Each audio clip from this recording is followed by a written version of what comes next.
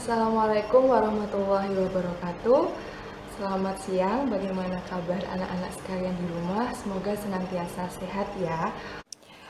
Kita akan mulai dari pengertian kontrol diri atau dalam bahasa Arabnya disebut mujahadah an-nafs.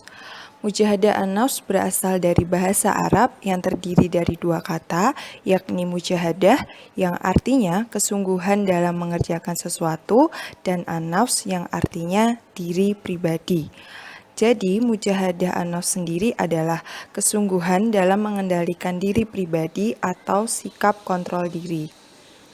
Sikap kontrol diri atau mujahadah an-nafs adalah salah satu sikap yang diajarkan Islam agar manusia mampu menjadi pribadi yang tidak selalu mengedepankan hawa nafsu dan emosinya dalam menjalani kehidupan. Akan tetapi, mampu mengendalikan emosi dan hawa nafsunya dengan selalu mengedepankan kejernihan hati dan pikiran serta perilaku mulia yang dapat meninggikan derajatnya di hadapan Allah Subhanahu wa Ta'ala. Jika kita menilik secara hakiki, nafsu diri atau yang biasa kita kenal sebagai hawa nafsu merupakan poros dari kejahatan. Karena nafsu yang kita memiliki kecenderungan untuk mencari berbagai kesenangan. Inilah kenapa Nabi Muhammad SAW menegaskan bahwa jihad melawan nafsu lebih dahsyat daripada jihad melawan musuh. Oleh karena itu, kita sebagai umat yang beragama Islam harus benar-benar bisa memiliki sikap ini agar tidak terjerumus ke hal-hal yang tidak diridhoi oleh Allah. Menurut Al-Quran, nafsu yang ada di dalam diri manusia bisa dibedakan menjadi 3 nafsu. Yang pertama adalah nafsu amarah. Nafsu amarah ini bisa kita lihat dari namanya merupakan nafsu yang mendorong kepada keburukan. Letak nafsu ini ada di dalam dada, dan yang termasuk dalam nafsu amarah ini antara lain adalah sikap kikir, tamak, hasut, bodoh, sombong, dan adanya keinginan akan duniawi. Kemudian jenis nafsu yang kedua adalah nafsu lawamah. Nah, nafsu lawamah ini adalah nafsu yang menyesali setiap perbuatan buruk, namun dalam kesempatan lain mengulangi kesalahan lagi diiringi dengan penyesalan. Nafsu lawamah ini letaknya ada di dalam hati. Yang termasuk dalam nafsu lawamah ini antara lain ada mencela, bersenang-senang, menipu, bangga diri, mengumpat, pamer amal, zolim, dusta, dan lupa. Kemudian yang ketiga adalah nafsu mutmainah atau nafsu yang tenang. Nafsu mutmainah ini tempatnya adalah rahasia atau asir.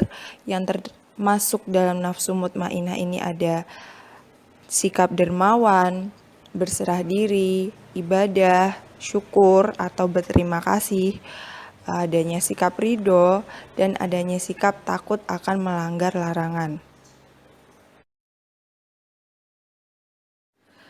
Apabila kita sudah terbiasa menerapkan sikap kontrol diri ini dalam kehidupan sehari-hari, tentunya ada beberapa hikmah yang bisa kita rasakan. Yang pertama adalah minimalisasi akibat negatif dari perbuatan yang kita lakukan. Nah, kembali lagi tadi bahwasanya kontrol diri itu sikap menahan hawa nafsu. Jadi kalau seseorang akan melakukan sebuah perbuatan, maka seseorang yang memiliki sikap kontrol diri ini akan memikirkan dengan baik-baik apa efek negatif, apa efek positif dari apa yang dia lakukan. Sehingga dia memikirkan matang-matang, akibatnya bisa meminimalisasi akibat negatif. Kemudian yang kedua, hikmah yang bisa kita rasakan adalah seseorang yang memiliki sikap kontrol diri akan berusaha berbuat yang baik dan terbaik. Karena semua perbuatan itu akan dipertanggungjawabkan di hadapan Allah. Jadi sebelum melakukan benar-benar dipikirkan matang-matang apakah ini baik atau buruk, karena tentunya segala akibat dan segala efeknya itu akan kita pertanggungjawabkan di hadapan Allah. Yang terakhir adalah tidak cepat bereaksi terhadap berbagai permasalahan yang timbul. Nah, jadi contoh konkretnya misalkan zaman sekarang itu kan informasi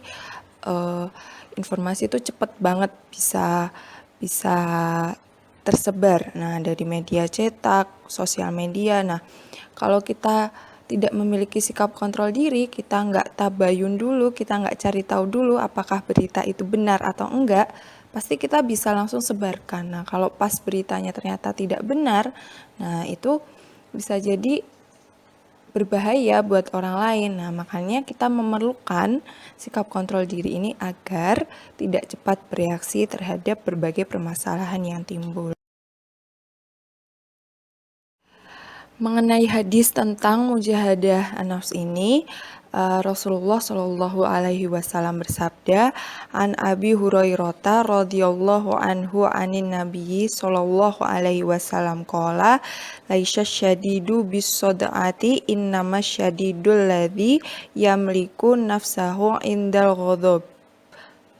Arti dari hadis di atas adalah, tidaklah orang yang kuat adalah orang yang pandai bergulat, tapi orang yang kuat adalah orang yang dapat menahan nafsunya ketika ia marah. Nah, jadi berdasarkan dari hadis itu, bisa kita jabarkan maksudnya adalah pengertian kuat di dalam Islam itu bukan orang-orang yang selalu menang dalam bertarung, berkelahi, atau bergulat, tetapi orang-orang yang bisa menahan hawa nafsunya, yang memiliki sikap kontrol diri ketika dia marah. Nah, kemudian kemenangan dan keberhasilan hanya dapat diraih oleh orang-orang yang mampu mengendalikan dirinya, meredam hawa nafsunya saat marah, dan selalu meningkatkan kesabaran saat ditimpa musibah, masalah, dan duka nestapa.